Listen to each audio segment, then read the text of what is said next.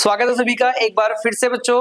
आज हम डिस्कस करेंगे फाइनल अकाउंट की सेकंड वीडियो। आज का टॉपिक है आपका profit and loss account. First video में हम डिस्कस कर चुके हैं ट्रेडिंग अकाउंट के बारे में। सर ये प्रॉफिट एंड लॉस अकाउंट क्या होता है, इसमें कौन कौन से आइटम्स आते हैं, प्रिपेयर कैसे करेंगे, इसके बारे में एक एक करके बच्चों सारी चीजों को जानते हैं हम लोग।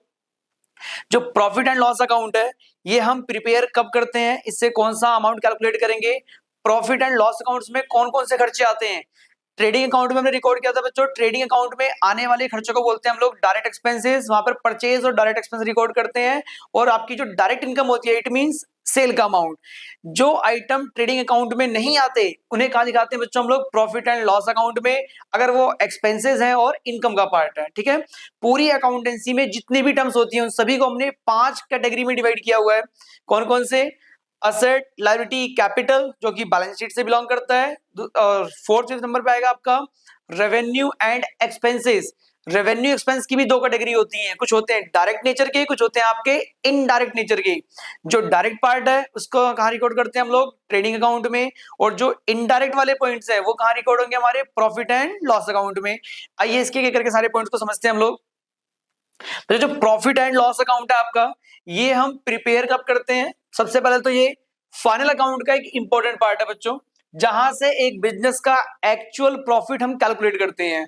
सेकंड पॉइंट है इसका, ये प्रिपेयर कब होगा? इसको हम प्रिपेयर करते हैं कब? After trading account. Trading account बनाने के बाद क्या कैलकुलेट करेंगे बच्चों हम लोग? Profit and loss. और वो कहां से कैलकुलेट होता है आपका? प्रॉफिट एंड लॉस अकाउंट से। इस अकाउंट से कैलकुलेट होगा या तो फर्म का नेट प्रॉफिट या फिर आएगा इसका नेट लॉस। बच्चों एक पॉइंट और याद रखना आप लोग, जो प्रॉफिट एंड लॉस अकाउंट है हमारा, इसका जो नेचर होता है या फिर ट्रेडिंग अकाउंट का जो नेचर होता है, ये एमसीक्यू में कई बार क्वेश्चन पूछा गया है, इसका नेचर होता है नॉमिनल अकाउंट, जहां पर हम एक्सपेंस और रेवेन्यू को रिकॉर्ड करते हैं उसे क्या बोलते हैं हम लोग? नॉमिनल अकाउंट या फिर नॉमिनल नेचर। इसका नेचर होगा नॉमिनल अकाउंट का।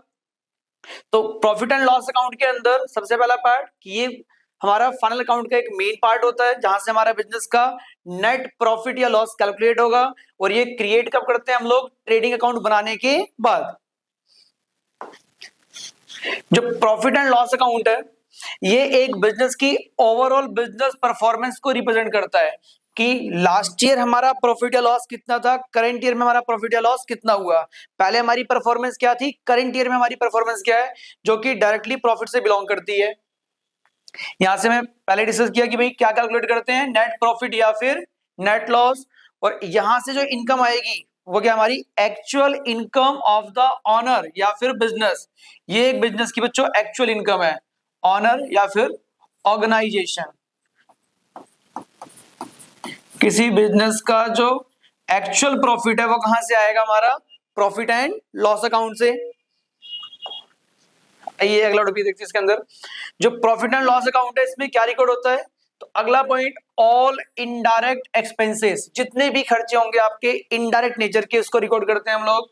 और इनकम, इनडायरेक्ट एक्सपेंस और इनडायरेक्ट इनकम, सेल्स को, रेवेन्यू फ्रॉम ऑपरेशन को छोड़कर बाकी सारी इनकम कौन सी है हमारे लिए? इनडायरेक्ट इनकम, जिसको कहां रिकॉर्ड करेंगे हम लोग? प्रॉफिट एंड लॉस अकाउंट में। Prepared for a specific accounting period, generally बच्चों ये 1 ईयर का होता है। हम लोग अकाउंटेंसी में ज्यादातर मेंटेन क्या करते हैं, 1 अप्रैल से लेकर 31 मार्च तक, या फिर 1 जनवरी टू 31 दिसंबर। ये 1 साल के टाइम पीरियड का होगा। और यहां से हम लोग ग्रॉस प्रॉफिट को किस में कन्वर्ट करते हैं? नेट प्रॉफिट के अंदर। कन्वर्ट कैसे? ट्रेडिंग अकाउंट में क्या निकलता है आपका? ग्रॉस प्रॉफिट या फिर ग्रॉस लॉस। वहां से कुछ और भी खर्चे माइनस होने बाकी है जो कहां रिकॉर्ड करेंगे? प्रॉफिट एंड लॉस अकाउंट में, जहां से कैलकुलेट होगा आपका नेट प्रॉफिट या फिर नेट लॉस। चलिए अब जो ये प्रॉफिट एंड लॉस अकाउंट है बच्चों, ये भी टी शेप अकाउंट होता है। इसकी भी 2 पार्ट होंगे, डेबिट वाला और क्रेडिट वाला। डेबिट साइड में कौन कौन सी वैल्यूज आती हैं, क्या क्या कैलकुलेट करेंगे, तो डेबिट साइड जो है उसमें सभी इनडायरेक्ट एक्सपेंस को रिकॉर्ड करते हैं और लॉसेस को। इसके अलावा ये जो एक्सपेंस हैं क्यों किए जाते हैं? एक बिजनेस को स्मूथली रन करने के लिए, एक बिजनेस को स्मूथली रन करने के लिए जो खर्चे करते हैं हमारे कौन से होते हैं? Indirect expense. इसको हम कंट्रोल कर सकते हैं। हाँ जी, जैसे कि डेबिट साइड में आने वाले कुछ एग्जांपल हैं, salaries, rent, office expense, advertisement, carries outward. अगर इनवर्ड है, गुड्स को परचेज के टाइम पे होगा तो ट्रेडिंग में रिकॉर्ड करते हैं। इंश्योरेंस, डेप्रिसिएशन, इसका हम प्रॉपर फॉर्मेट भी डिस्कस करेंगे। कुछ एग्जांपल दिए हुए हैं, कौन से डेबिट साइड में आने वाले एग्जांपल्स हैं ये। क्रेडिट साइड की बात करें तो क्रेडिट साइड में रिकॉर्ड करते हैं हम लोग ऑल इनकम्स एंड गेन्स को। इनकम और गेन में क्या फर्क होता है? रेगुलर जो अमाउंट मिल रहा है इनकम है, कभी कभार होने वाला प्रॉफिट क्या कहलाएगा हमारे को? गेन कहलाता है। तो बच्चों ये कहां रिकॉर्ड होगा आपका? क्रेडिट साइड में। ग्रॉस प्रॉफिट जो आता है ट्रेडिंग अकाउंट से, वो भी कहां रिकॉर्ड करेंगे हम लोग? क्रेडिट साइड के अंदर। तो क्रेडिट साइड में दो वैल्यू को रिकॉर्ड करते हैं हम लोग। एक तो ग्रॉस प्रॉफिट का अमाउंट जो कहां से हमने कैलकुलेट किया था? ट्रेडिंग अकाउंट से। सेकंड चीज इसके अंदर बाकी जो हमारी इनडायरेक्ट इनकम है वो भी कहां रिकॉर्ड होंगी? क्रेडिट साइड में। अब क्रेडिट साइड की एग्जांपल, ग्रॉस प्रॉफिट का अमाउंट जो ट्रेडिंग अकाउंट से कैलकुलेट करते हैं, commission receive, interest receive, discount receive, इनके अलावा रेंट रिसीव हो गया या अदर चीजें होगी बच्चों। असेट को बेचकर जो प्रॉफिट होता है वो भी कहां आएगा? हमारे क्रेडिट साइड में आएगा। तो कुछ इसके सिलेक्टेड एग्जांपल गिवन है, इनके अलावा और भी चीजें हो सकती हैं। कोई भी अमाउंट जो रिसीव हो रहा है, rent receive, gain on sale of assets etcetera. कुछ बच्चों एग्जांपल गिवन है, कुछ इसके अंदर फॉर्मेट के अंदर डिस्कस कर लेंगे हम लोग। तो डेबिट साइड में आपके एक्सपेंसेस आते हैं, क्रेडिट साइड में इनकम आती है। ट्रेडिंग अकाउंट से जो प्रॉफिट या लॉस कैलकुलेट होगा वो भी कहां रिकॉर्ड करेंगे हम लोग? प्रॉफिट एंड लॉस अकाउंट के अंदर। आगे की बात करें इसमें नेट प्रॉफिट या नेट लॉस की बात करें तो अगर क्रेडिट साइड की वैल्यू ज्यादा है किससे? डेबिट साइड से। डेबिट साइड का अमाउंट कम था, क्रेडिट का अमाउंट ज्यादा है, तो क्या आएगा यहाँ पे? Net profit. एग्जांपल देखें, प्रॉफिट एंड लॉस अकाउंट की बात करें हम लोग, इस साइड आता है आपका ग्रॉस प्रॉफिट जो कि ट्रांसफर होगा ट्रेडिंग अकाउंट से। यहां पर आएंगी आपकी इनडायरेक्ट इनकम, यहां पर आते हैं आपके इनडायरेक्ट एक्सपेंसेस।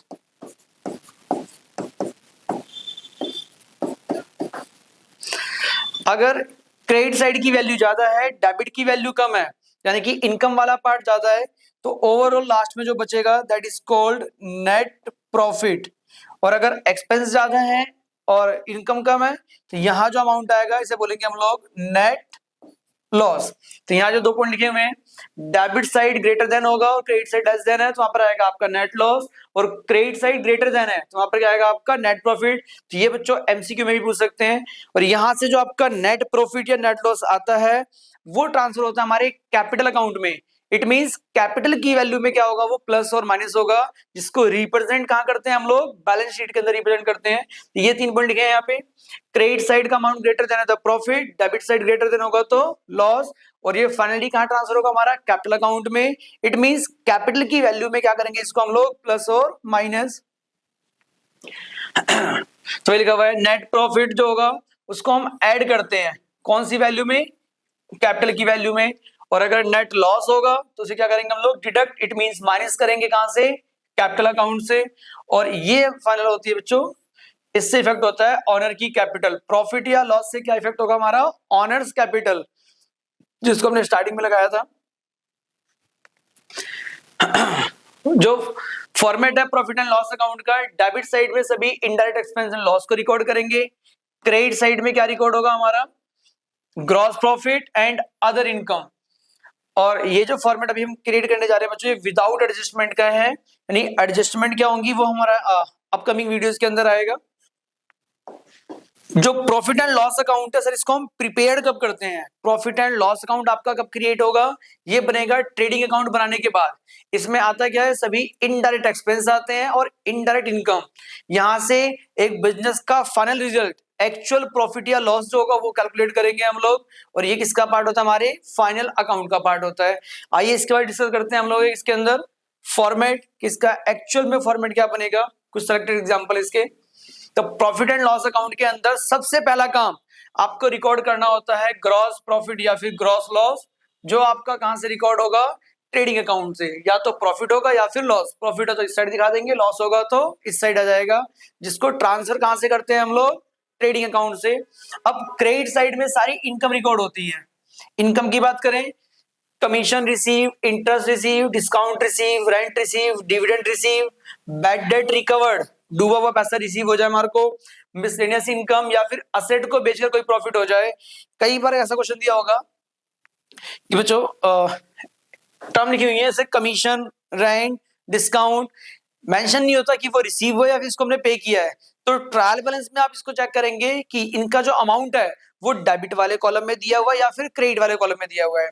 अगर कमीशन का अमाउंट डेबिट वाले कॉलम में दिया है तो कमीशन हमने किसी को पे किया है, उसको कहां रिकॉर्ड करेंगे हम लोग, एक्सपेंस वाली साइड के अंदर। अगर कमीशन का अमाउंट क्रेडिट वाले कॉलम में लिखा हुआ है तो इट मींस वो आपको रिसीव हो रहा है। आपको आइडेंटिफाई करना है इसके नाम में अगर रिसीव लिखा हुआ है तो इसको रिकॉर्ड करते हैं हम लोग क्रेडिट साइड में, और अगर रिसीव नहीं लिखा तो कॉलम में चेक करेंगे आप लोग ट्रायल बैलेंस के अंदर कि वो डेबिट वाले कॉलम में अमाउंट गिवन है या फिर क्रेडिट वाले कॉलम में गिवन है। अगर वो क्रेडिट वाले कॉलम में दिया होगा तो क्या बन जाएगा हमारे लिए, वो इनकम का पार्ट, जिसको कहां रिकॉर्ड करेंगे हम लोग, क्रेडिट साइड में। डेबिट की बात करें तो डेबिट में सारे खर्चे आते हैं, सैलरीज। बच्चों ये वाला पॉइंट याद रखना आप लोग, वेजेस हर बार कहां रिकॉर्ड होता है आपका, ट्रेडिंग अकाउंट के अंदर। लेकिन अगर वो वेजेस इनडायरेक्ट है, प्रोडक्शन से बिलोंग नहीं करता, लोडिंग अनलोडिंग का खर्चा या कोई और खर्चा होगा, तो वो कहां रिकॉर्ड होगा हमारा, प्रॉफिट एंड लॉस अकाउंट में। इस अकाउंट में वेजेस तब आएगा जब वो क्या होगा, इनडायरेक्ट नेचर का होगा। इसके अलावा rent, office expense, administration, selling, advertisement, carries की बात करें अगर ये इनवर्ड है तो ट्रेडिंग अकाउंट में, आउटवर्ड होगा तो प्रॉफिट एंड लॉस अकाउंट के अंदर। Travelling expenses, printing stationery, postage, telephone, electricity, insurance, ऐसे बहुत सारे खर्चे हैं जो हमारे कहाँ आते हैं, प्रॉफिट एंड लॉस अकाउंट में। आप सभी को बस ये पॉइंट याद रखना है कि अगर वो खर्चा ट्रेडिंग अकाउंट से बिलोंग नहीं करता, ट्रेडिंग अकाउंट की इनकम नहीं है, तो कहाँ रिकॉर्ड करेंगे उसको हम लोग, प्रॉफिट एंड लॉस अकाउंट में। ट्रेडिंग अकाउंट में आने वाले आइटम सेलेक्टेड होते हैं, प्रॉफिट और लॉस के अंदर काफी सारे खर्चे होते हैं। टोटल जो टर्म्स है वो बच्चों 5 कैटेगरी में डिवाइड है। असेट, लायबिलिटी, कैपिटल कहां रिकॉर्ड होंगी हमारी, बैलेंस शीट में। रह गए एक्सपेंस और रेवेन्यू। एक्सपेंस रेवेन्यू में से जो डायरेक्ट नेचर का होगा उसे रिकॉर्ड करते हैं ट्रेडिंग अकाउंट में, और जो इनडायरेक्ट होगा कहां जाएगा हमारा, प्रॉफिट एंड लॉस के अंदर। डायरेक्ट एक्सपेंस क्या होते हैं और इनडायरेक्ट एक्सपेंस क्या होते हैं, इन सब के ऊपर भी बच्चों आपको वीडियो मिलने वाली है। आई थिंक आपको यहां तक का ओवरव्यू मिल गया होगा प्रॉफिट एंड लॉस अकाउंट का। जब भी आप प्रॉफिट एंड लॉस अकाउंट बनाए तो अपने आप से क्वेश्चन पुट अप करना है, क्या ये आइटम ट्रेडिंग अकाउंट से बिलोंग करता है। अगर वहां से बिलोंग नहीं करता तो कहां रिकॉर्ड होगा, वो आपका प्रॉफिट एंड लॉस अकाउंट में। अब कुछ आइटम ऐसे हैं जहां बच्चा कंफ्यूज होता है कि सर ये डेबिट में आएगा या फिर क्रेडिट में आएगा। तो इसके लिए आपको चेक करना है जो इन्फॉर्मेशन गिवन थी वो ट्रायल बैलेंस के अंदर डेबिट साइड में दे रखी है या फिर क्रेडिट साइड में।